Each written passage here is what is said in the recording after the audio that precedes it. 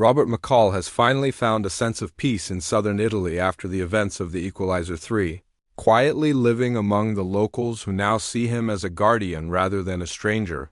However, the shadows of his past don't fade easily. When a mysterious group begins targeting innocent families across Europe with military-level precision, whispers arise about a covert program similar to the one that once created operatives like McCall. Realizing the threat feels too familiar, Robert senses that something deeper and deadlier is resurfacing. The attacks are traced to a rogue faction known as the Harbingers, former intelligence specialists who aim to rebuild a new global order through fear and execution. Their leader, a calculating ex-agent named Silas Kane, knows McCall's history intimately and sees him as the only person capable of interfering with his vision. To force McCall out of hiding, Silas begins targeting towns across Italy, leaving messages and symbolic patterns that only McCall can decode. When a young local boy, Robert, has grown close to becomes injured in one of the Harbingers' attacks, McCall's quiet life collapses instantly. He abandons the idea of staying hidden and returns to the world he once tried to escape. But unlike before, this mission feels personal not because of revenge, but because Robert fears the world is now facing the same type of monster he used to be. Robert reaches out to CIA analyst Emma Collins, who worked with him during the events of Equalizer 2, now promoted. Emma hesitates to cooperate with McCall due to new political tensions, but she secretly provides him encrypted information about Silas Kane's operations.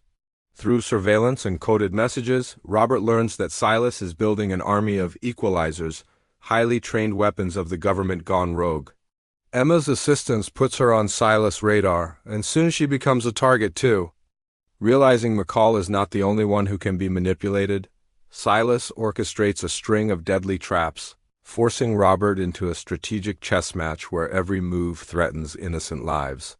Robert begins dismantling the Harbingers' network city by city, using silent precision and brutal efficiency reminiscent of his earlier days.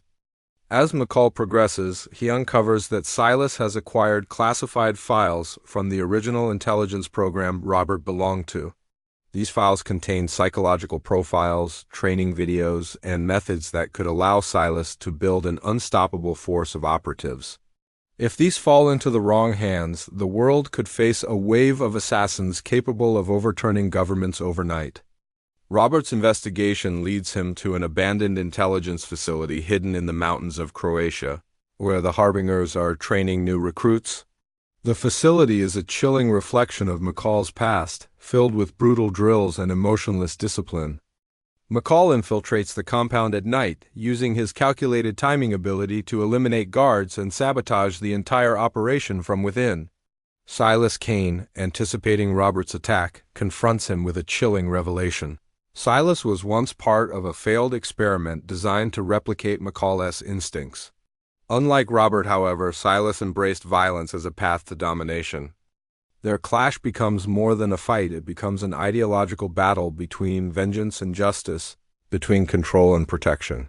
The final showdown erupts in the collapsing facility as explosions tear through the building. Robert, injured but relentless, faces Silas in a brutal hand-to-hand confrontation. Using every ounce of experience and instinct, McCall disarms Silas and gives him a final chance to surrender. Silas refuses, choosing death over failure, and McCall ends the threat once and for all. In the aftermath, Robert walks away from the ruins as authorities secure the area.